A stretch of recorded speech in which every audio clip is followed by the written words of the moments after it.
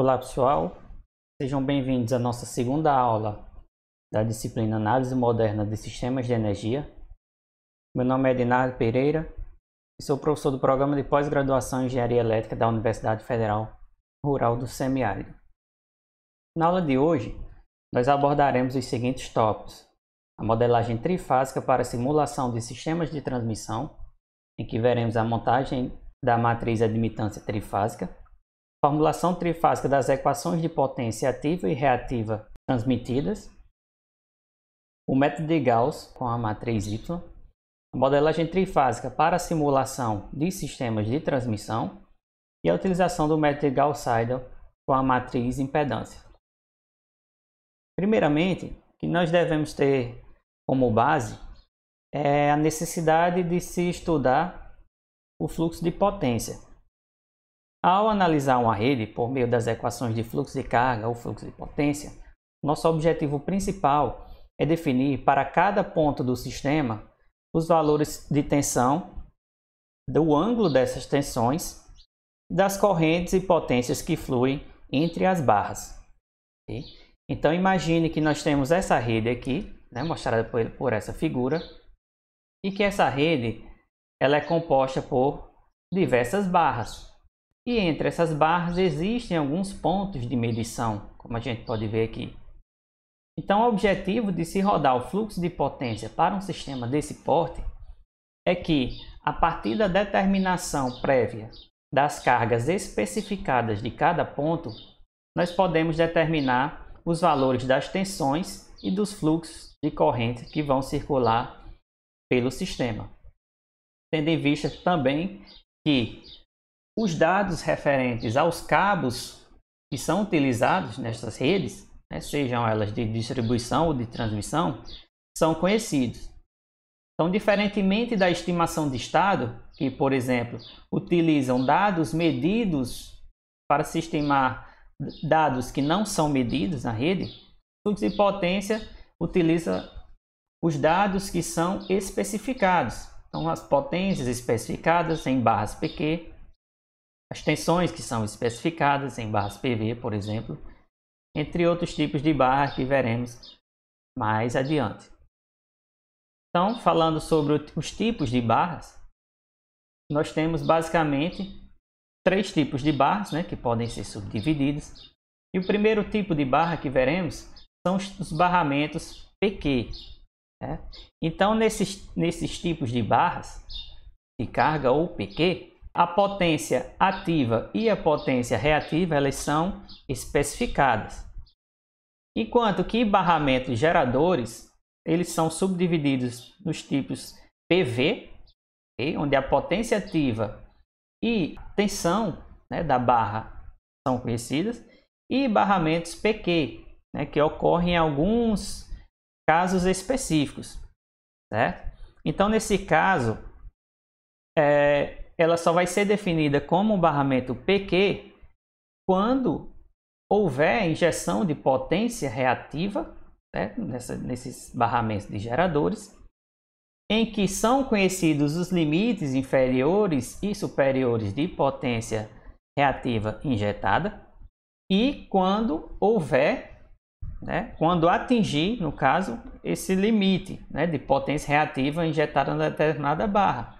Então, quando houver o alcance desses limites de potência reativa na determinada barra de gerador, ela passa a ser chamado de barramento PQ. Okay? E por último, o barramento de referência. Normalmente são chamados de barra slack. Okay? São conhecidos os dados de tensão e de ângulo dessas tensões, dessas barras slack. E também são conhecidas como barramento de folga. Então, os métodos que são baseados na utilização da matriz admitância, os principais são os métodos de Gauss e Gauss-Seidel. Mais à frente veremos a diferença entre esses dois métodos. Mas também existem alguns outros métodos que utilizam como base a utilização da matriz admitância, como o Glims-Tag e o Ward and Hale. Primeiro passo para a construção da matriz admitância é relacionar, né, por meio de funções lineares, as correntes com as admitâncias e tensões de cada barra. Então aqui nós temos um vetor composto por elementos que representam as correntes injetadas em cada nó.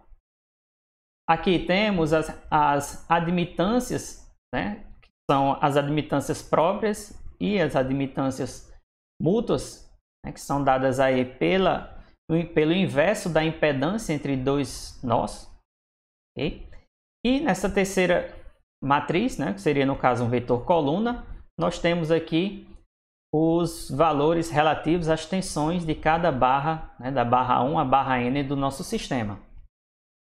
Então, em resumo, para o caso monofásico, a relação entre as correntes, né, que nós teremos aqui em cada nó, né, do nosso sistema é a multiplicação, né, da matriz admitância pelo vetor coluna destas tensões, certo? Onde esses elementos da diagonal principal representam o somatório das admitâncias que chegam em uma determinada barra, e também chamada de admitância própria, e os elementos fora da diagonal principal, eles são dados pelo valor que seria relativo ao negativo da admitância entre essas duas barras. Então aqui seria o negativo do inverso da impedância entre uma barra I e uma barra J. Então, para o caso trifásico, há uma diferenciação. Okay? Cada elemento que nós vamos ter, né, tomando como base aqui essa matriz, cada elementozinho dele vai ter uma submatriz composta pela relação das admitâncias entre as fases desta barra, né, ou da ligação entre duas barras. Neste caso aqui, nesse elemento YAA, né, nós vamos ter uma submatriz específica para ele, certo? Em que fará a relação, por exemplo, se o sistema for trifásico, nós vamos ter uma matriz 3×3, relacionando os elementos de cada uma das suas fases. Então, o mesmo vai ocorrer para os demais elementos do sistema, e enquanto a gente tem uma matriz 3×3 na montagem da matriz admitância monofásica, nós passamos a ter uma matriz 9×9 no caso da análise trifásica, utilizando a matriz admitância. Então, seja um sistema de potência composto por 3 barras, 1, 2 e 3, relacionando aqui cada uma delas com suas respectivas impedâncias, Z12, Z13 e Z23, nós temos que, para este caso, né, para este exemplo, nós teríamos aqui as impedâncias entre essas barras. Então, o que nós vamos fazer?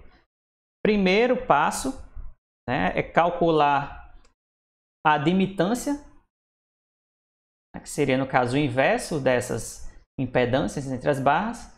Só que, além da admitância, né, nós podemos também considerar o efeito capacitivo que existe entre essas barrazinhas aqui.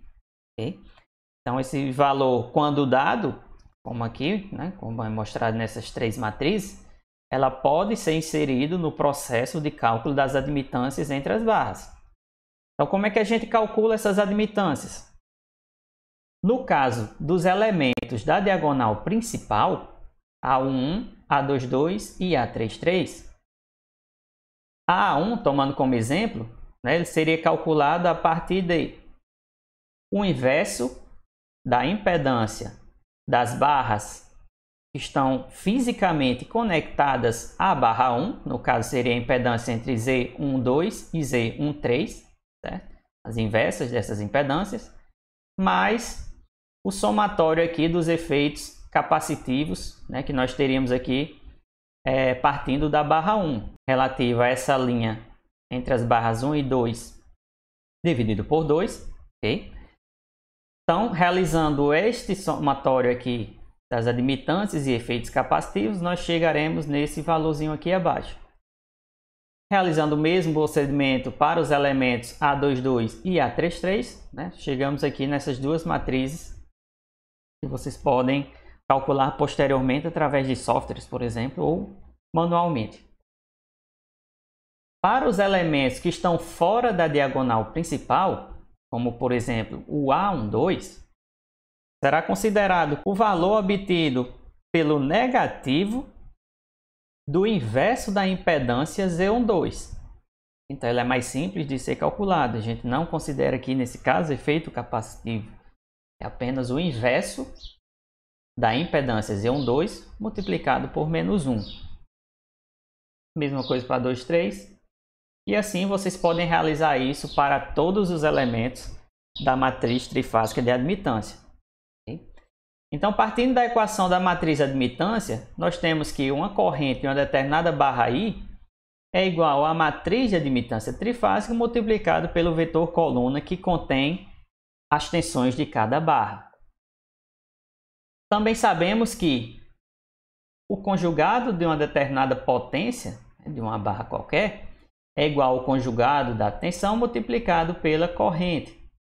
Também pode ser substituído pelas matrizes que vimos no slide anterior, de forma que ficaria nesse formatozinho aqui. Conjugado da tensão multiplicado pela corrente, né, que equivale a esses dois termos que a gente viu aqui no slide anterior.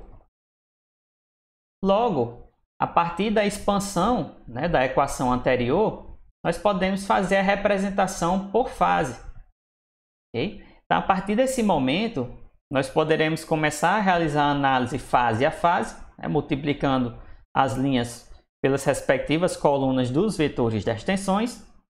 Então, tomando, por exemplo, a fase A como referência, né, no nosso primeiro caso, lembrando que o mesmo procedimento deverá ser realizado para as fases B e C, considerando que a admitância entre as barras I e K é igual à soma da condutância mais a susceptância dessas duas barras.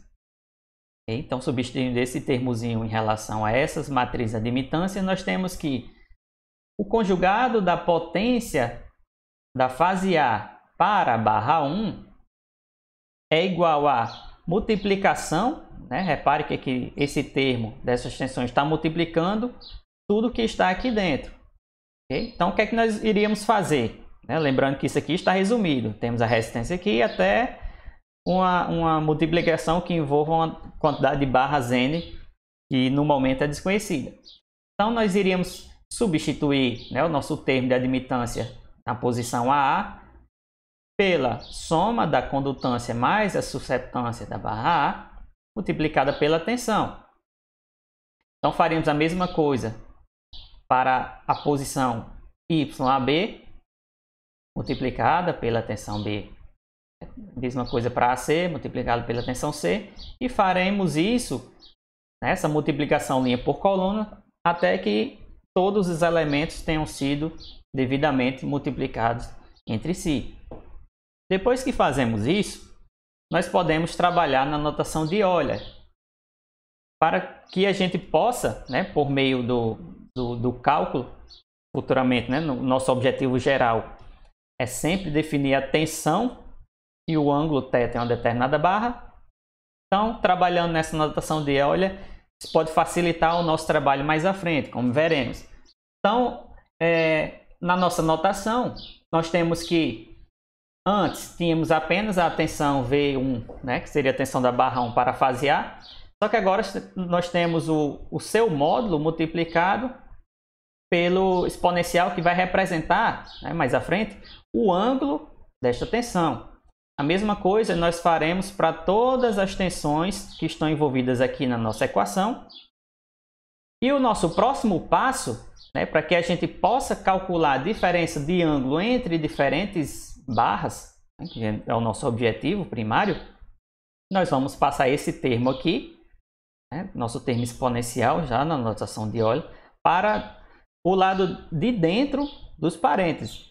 Né? Então, esse termo aqui, como eu já citei anteriormente, ele está multiplicando todos esses aqui, todos esses termos que estão sendo somados, e nós vamos passar a parte referente ao seu ângulo para dentro do parênteses. Então, vocês reparem que agora nós temos aqui o módulo da tensão V1A e a subtração desses ângulos, né? Sendo que nesse primeiro caso aqui nós teríamos que a subtração desses ângulos, né, referentes à barra 1 e a fase A seria igual a zero. Mas que nas outras, né, nós já teríamos aqui a subtração entre os ângulos das fases B, né, e A da barra 1. E isso vai ocorrer para todas as tensões que serão devidamente multiplicadas, né, em relação aos seus ângulos, a partir do momento em que você vai realizando aí toda a expansão dessa função posteriormente à multiplicação das linhas pelas colunas da matriz do slide anterior. Aplicando o conjugado, não teremos mais aqui o nosso conjugado da potência e todos os ângulos que nós teremos aqui, né, na nossa equação, eles serão invertidos em termos de sinal. Então aqui nós temos essa subtração, invertemos aqui os nossos sinais. A mesma coisa para os termos relativos às admitâncias, né? Elas estão agora conjugadas. Consequentemente, os ângulos desses números complexos também devem ser invertidos. Então, usando apenas um termo como exemplo, para que possamos substituir essa notação de Euler aqui em termos exponenciais para senos e cossenos, temos que, para esse primeiro termo aqui, novamente ressaltando que tomamos ele como exemplo e que deve ser replicado para os demais termos da equação, ele pode ser dado como o conjugado da admitância, okay, e AB. E agora nós temos que, no lugar de ter aquele termo multiplicativo exponencial, nós temos que o módulo da tensão V1B pode ser dado agora pelo módulo vezes o cosseno de θ1A menos θ1B, mais a parte imaginária aqui também relacionada a esse módulo de V1B, multiplicando o seno de θ1A menos θ1B. Então, nós substituímos o termo exponencial por um novo termo que relaciona o módulo da tensão de V1B em relação à subtração dos ângulos, né, entre as tensões tomadas como referência, né, que seria nosso V1A, e o termo que nós estamos calculando seria o nosso V1B. Okay? Então, isso pode ser resumido através dessa última equaçãozinha aqui, né, retirando esse termo aqui, V1B, né, e multiplicando pelos termos da admitância. Nós podemos separar, né, toda essa função aqui em suas partes real e imaginária, de forma que aqui teríamos nossa parte real da equação e aqui teríamos a nossa parte imaginária dos termos, né, de todos os termos que calcularemos, né, a partir deste exemplo de caso. Então, realizando para os demais termos, chegaremos aqui nessa equação de S1A, né, já aplicado o conjugado e trabalhando nessa relação de senos e cossenos. A partir disso, né, já são separadas as partes real e imaginária. Consequentemente, esse termo aqui, esse somatório relativo às partes real e imaginária, nada mais são do que as potências ativa e reativa da barra 1, né, referente apenas à fase A. Okay? Então, a gente tem que lembrar sempre que o mesmo procedimento que nós realizamos deve ser replicado para as fases B e também fase C. Então, desde que os resíduos de potência da teoria do fluxo de potência são formados pela potência gerada menos a potência consumida menos a potência transmitida, é que as equações são deduzidas acima quando colocadas na forma de somatório, integralizadas nos resíduos de potência, e vão se tornar essas equações que vocês estão vendo aqui embaixo. Então, esse ΔPi de P nada mais é do que os mismatches de potência ativa para uma barra I em relação à fase P. Então, isso será igual a essa potência especificada, que já é um valor conhecido dessa potência, menos o valor da potência consumida, okay? Que passa a ser calculada a partir de todo esse equacionamento matemático que nós realizamos anteriormente. A mesma coisa ocorre aqui para a nossa potência reativa. Então vocês reparem que para a análise trifásica aparece aqui um somatório interno que vai realizar o procedimento, o cálculo, o equacionamento para as 3 fases do nosso sistema.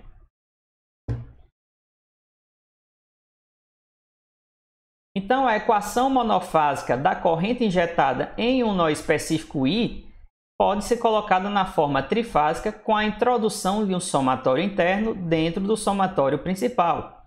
Então, como eu falei, na análise monofásica, nós teríamos apenas esse somatório, que iria relacionar as barras que estão fisicamente conectadas à barra na qual estamos analisando, sendo que para o caso trifásico, nós adicionamos um somatório interno ao somatório principal, que vai relacionar aí as 3 fases que estamos trabalhando, tendo em vista que nós estamos modelando o sistema com uma abordagem trifásica a partir da matriz admitância.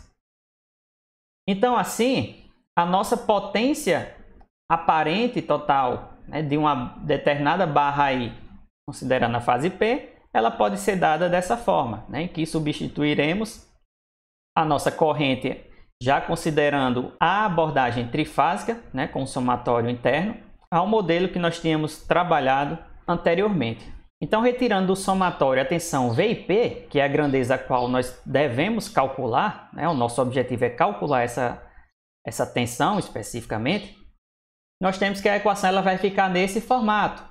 Okay? Então, esse aqui é o mesmo modelo do sistema monofásico, só que adaptado a uma abordagem trifásica. Então, a fase que ela vai variar de 1 a 3, que seriam as fases A, B e C. Então, manipulando essa equação acima, de forma que nós possamos isolar a nossa variável V e P e deixar a nossa função em um modelo que fique dentro daquele formato que estudamos acerca do modelo de Gauss, ou Gauss-Seidel, nós temos que a nossa função final vai ficar exatamente neste formato. Então, a minha equação estando dentro desse formato, nós podemos utilizar tranquilamente os métodos de Gauss ou Gauss-Seidel para buscar as tensões de cada uma das barras do nosso sistema. Okay? Então, lendo aqui o nosso texto, essa expressão aqui é a expressão de atualização das tensões das barras PQ para o método de Gauss ou o Gauss-Seidel.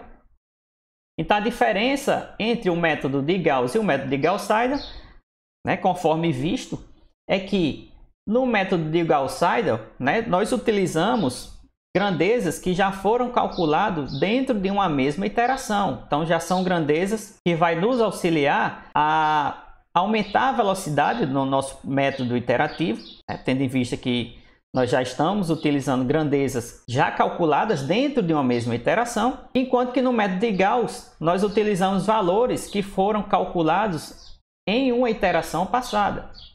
Então, basicamente, existe essa diferença entre os dois métodos. Um método ele é mais rápido em termos de convergência do que o outro, mas que a partir dessa equação nós poderemos utilizar qualquer um dos dois. Okay? Em relação ao método de Gauss-Seidel, utilizando a matriz de impedâncias, nesse caso aqui nós vimos até então a utilização do método de Gauss-Seidel utilizando a matriz admitância. Então, o método trifásico será visto através de exemplos. Okay? Então, nós vamos aqui ver primeiramente como se dá a modelagem do sistema a partir da análise dos seus parâmetros que são dados e o que nós deveremos calcular, e fazendo a revisão do método monofásico. Então, a barra 1 ela foi retirada da expressão, tendo em vista que sua tensão ela é conhecida. E escrevendo a expressão das correntes injetadas a partir da equação que relaciona a corrente com a admitância multiplicada pela tensão. Então, trazendo aqui para a nossa forma de equações e posteriormente trazendo para a nossa forma compacta ou matricial, nós temos que essas correntes serão iguais à multiplicação da matriz que envolve as admitâncias do nosso sistema, multiplicada por suas tensões. Só que, no nosso caso, nós não trabalharemos aqui com a matriz de admitâncias. Nós vamos trabalhar com a nossa matriz impedância. Para isso, a gente precisa inverter a nossa matriz admitância, de forma que a tensão ou as tensões, né, tendo em vista que aqui vai ser uma matriz ou um vetor coluna contendo os valores de tensão de cada nó ou barra, será igual à matriz de impedância multiplicada pelas correntes injetadas em cada nó. Então, expandindo-se a equação anterior para a barra Késima, então a tensão de uma determinada barra K do nosso sistema é igual ao somatório de ZK para uma determinada barra J, multiplicando pelo termo entre parênteses, que seria a corrente dessa barra J, que pode estar fisicamente conectada à barra K, menos a admitância dessa barra J, tomando como referência a barra 1, né, que já possui a tensão conhecida, em que esse termozinho aqui, normalmente, é chamada de corrente I-K', que é apenas uma relação entre a corrente da barra K menos a multiplicação desse termo que relaciona a barra K e a barra 1, né, com a tensão da barra 1. Okay? Então, isso aqui é conhecido.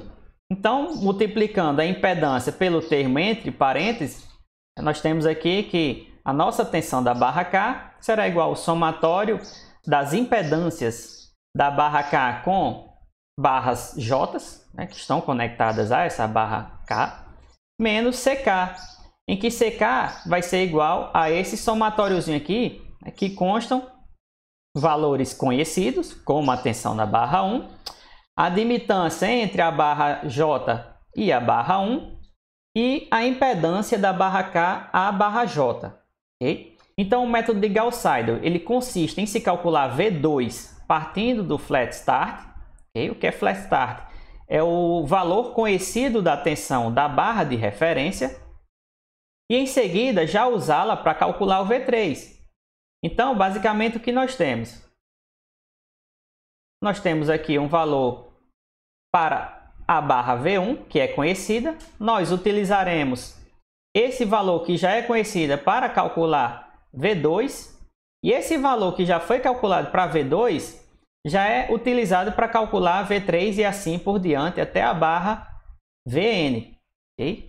Então, a versão trifásica consiste em estender as dimensões para 3 por 3 de cada elemento da matriz E, semelhante ao que vimos na montagem trifásica da matriz admitância. Então, no próximo vídeo, eu trarei a vocês um exemplo utilizando a matriz admitância trifásica na resolução do exemplo de um sistema de potência com duas barras, utilizando alguma ferramenta computacional para a obtenção da solução do sistema. Então, espero que vocês tenham gostado da aula e até a próxima.